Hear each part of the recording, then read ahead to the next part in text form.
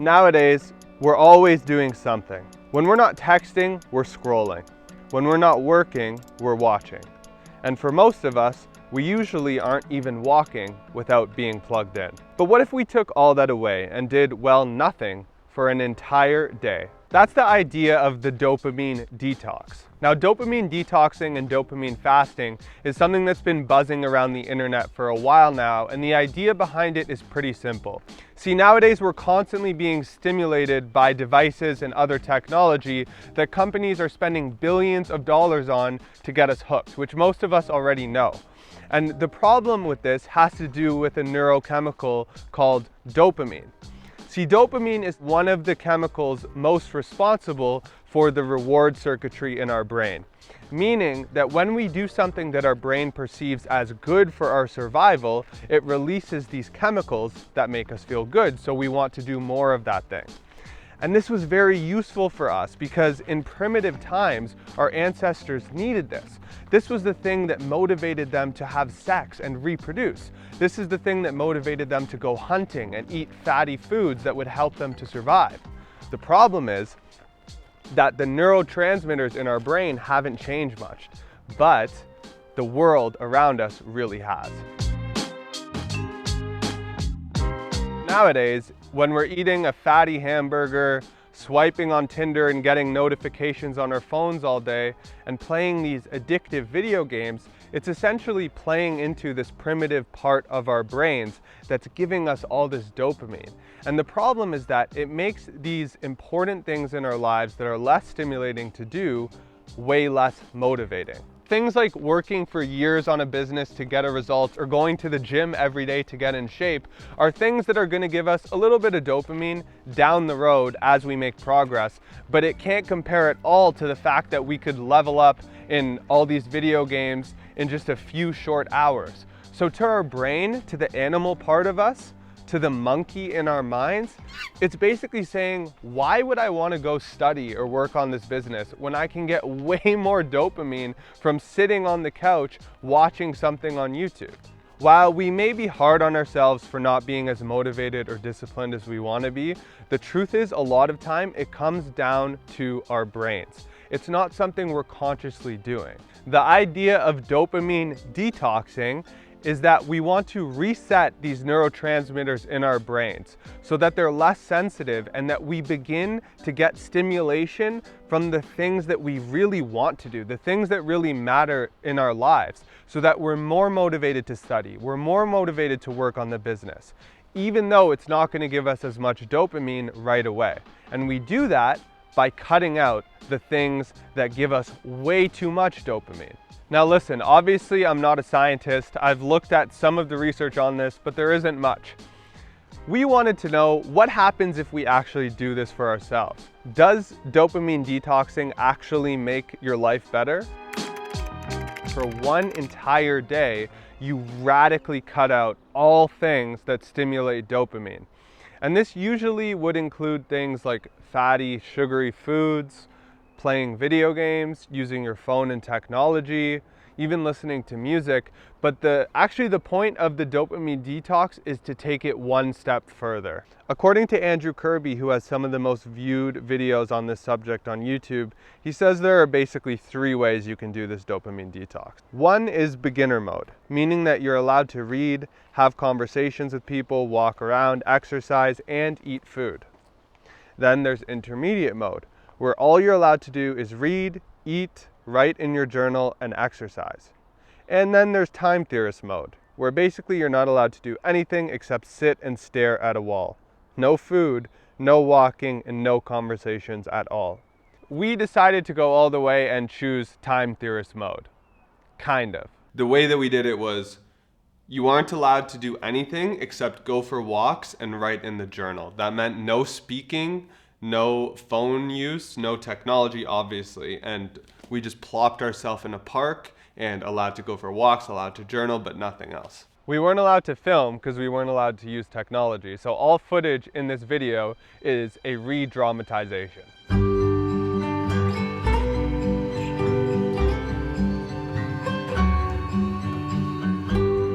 What I expected was kind of a blissy, you know, kind of my thoughts slow down and I see them all as they pass by like clouds in the sky. I was expecting peace and quiet, to get a whole lot of introspection in. It's interesting to just sit with your thoughts for a day and see what happened. At least I thought it would be interesting. To sit and write a lot in my journal. In fact, I had this one vision where I'm like, I'm gonna write a whole book today. So that was pretty much what I was expecting, is to have a lot of time to think about my life and think about where I want to go. Kind of a warm, fuzzy chicken noodle soup feeling. And that's not what happened. So what happened?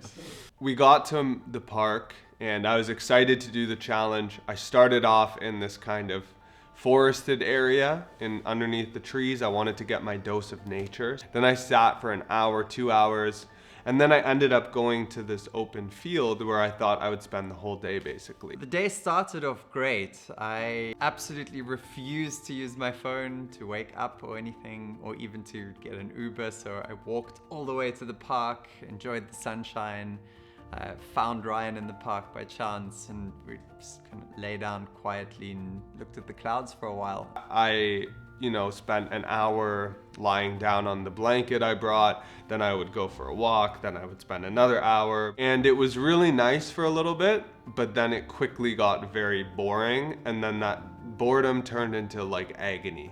And then after that, I started walking again, and walking some more. I think I was using the walking as a distraction from being bored. And also because I started thinking about, oh, I haven't eaten yet. Oh, I haven't eaten yet. I never felt hungry, but it was part of my thoughts of, oh, I feel like I'm getting a headache. Maybe it's because I haven't eaten yet. And to distract myself from that, I carried on walking. But the problem is that made it even worse, because now I was exerting energy and not putting anything in. Time was going very slow. That was a hard part. What's the time? I wonder what the time is. Should I go home now? Should I go? No. At one point, my mind started going more kind of anxious, crazy, which is not what I expected. But it's like I left it to just do its thing. And at one point, I was really seeing it start to worry and all this. I saw this part of my mind that just likes to worry a lot. It just got worse and worse and worse. And I reached a point where I went almost into survival mode, because my mind couldn't let go of the fact that I hadn't eaten, and I got complete brain fog. My thoughts were erratic, out of control. Not eating, big challenge, especially towards the end of the day. And generally from like 6 p.m. until the time I went to bed was very, very difficult, because I was just in bed, like didn't know what to do with myself. Just like at one point I was like, I just cannot wait to wake up tomorrow. I just can't wait for this to be over. Yeah, that was not pleasant. Not pleasant at all. It was not what I expected. And I definitely couldn't do what I set out to do. I got my journal out once and I was just like, I can't write now. I can't do this. I'm gonna walk. And I walked again, and as you can tell, I kept making it worse. I wanted to quit. I wanted to eat. That was the biggest thing. I was like, screw it. I don't need to do the full fast. I'm just gonna eat. But I knew that Dean was probably gonna do the challenge, so I was like, I just need to do it. I might as well. I thought my stomach would start rumbling at some point, and it never did. And I've had days where I'm sitting at my computer. I'd eaten breakfast that day, and by 4 o'clock, this was 36 hours, and my stomach didn't grumble once. What's up with that? Honestly, if I were to do it again, I would have liked to just do it at home and just sit on the balcony all day, which would have been harder in some ways, but it would have been easier. We wouldn't have exerted as much calories. You wouldn't have the feeling of like I'm in the middle of a park doing this. You'd be more comfortable, like I'm in my home. I'm glad it happened the way it did, because the lesson for me was that I learned a boundary line and a lesson about what it means to eat food, what it really does for us. Fuel for the body, fuel for the mind. It's not just something you do every day, but it's actually something I really need to respect as fuel for my body. And I felt that firsthand, and I pushed my body to the edge of that and got to know something about myself. So the way we did it was perfectly fine. The thing is, I didn't know that the whole experience was going to be about the fast. It overshadowed every other aspect of it. the not using a phone, not speaking were like not even secondary. They were forgotten about almost entirely. Even though it wasn't a great experience, I don't see it as like we should have done something drastically differently. I just kind of see it as we didn't get what we expected. But I don't think this is supposed to be easy. It's supposed to be a challenge. So I wouldn't do much differently. It did not live up to what I expected it to be. But then again, this is about limiting the amount of stimulation that you get in every day of your life. It's not just about this one day. The one day is just meant to kind of shake you up, I think. If someone watching this, if you've never done anything like this before, as in if you've never done long periods of silence type thing before, I would recommend it. But obviously I would just think about the version of it that you can do that makes sense for you. So obviously you don't need to do like a super intense, like no food and everything like that. You could do it as simple as, all I'm gonna allow myself to do today is eat and read books and write and go for walks and talk to my family. Like you could do a simpler, less intense version of it. As Ryan said, you don't have to do this on hard mode. You could leave out the fasting, and I think it would be a completely different experience. It would be the experience that I was hoping for. And that's definitely something that I'm going to do again, a full day of silence in the forest and less walking, so that it really is just quiet sitting and thinking. So in conclusion, what would you say? What is your final thoughts on this challenge? I don't know. It's been 2-3 days. Yeah. And I still don't know if I have a main takeaway for somebody other than that this was crazy. The longer and further away it is, the more I'm like, I think maybe I need to take on some challenges that aren't as radical. Yeah. But my main takeaway is that I got to learn a lot about myself and my personal limits. And if that's what you want to do, if you want to learn a little bit about where your limits are in terms of your fasting ability, your silence dopamine cutout, then yeah, it's a good challenge to do. Yeah, and for those of you who are wondering, there are some studies on dopamine fasting, but I did want to say that there's a difference between the dopamine detox and dopamine fasting. So the dopamine fasting thing is about long-term, using your phone less and less, using stimulating devices less, so that you associate it less with that dopamine response. And I think it's interesting because what we did with the dopamine detox, I don't know how much benefit you can actually get from one day of just radically cutting out everything like this.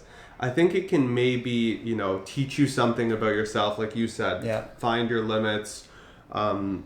And it could be useful just because if you spend all your time distracted on phones and stuff like this, and then you spend a whole day not doing anything, it can be useful to kind of see that contrast, I think. Yeah. But yeah, all in all, this challenge was a bit crazy. I don't know if I'm going to do it again. So this challenge didn't really go according to plan. It didn't end up exactly how we wanted it to, but we're going to be experimenting with different types of challenges like this in the future. And if you want to see those, make sure that you subscribe. Thanks for watching this video, and we'll see you in the next one.